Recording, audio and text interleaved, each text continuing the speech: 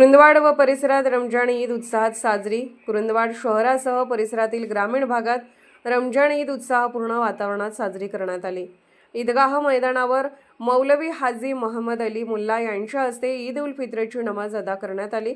यावेळी विश्वशांतीसाठी विशेष प्रार्थना करण्यात आली। नमाजनंतर मुस्लिम बांधवांनी एकमेकांना गळा भेट देत ईदच्या शुभेच्छा दिल्या।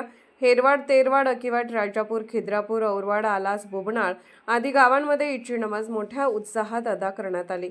शनिवारी सकाळी 9 वाजता हजरत दौलत शाह दरगाह येथून झेंडा आणल्यानंतर ईदगाह मैदानावर नमाज पठणास सुरुवात झाली।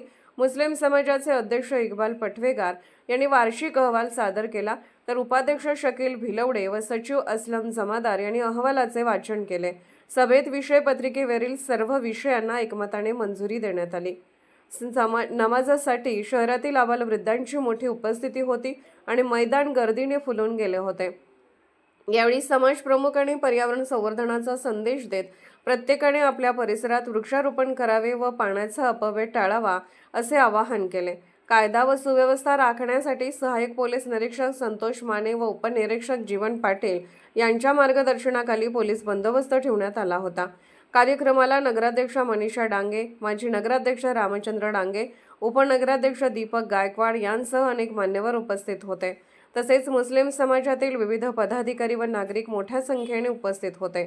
ईद निमित्त नागरिकांना पाण्याचा तुटवडा भासू नये यासाठी पालिका प्रशासनाने विशेष उपाययोजना केल्या। पाणीपुरवठा विभागाने शहरातील विविध ठिकाणी पाहणी केली, तर आरोग्य विभागाने स्वच्छता मोहीम राबवून शहर स्वच्छ ठेवण्याचा प्रयत्न केला। Bureau report SR News 24 Kurundwad.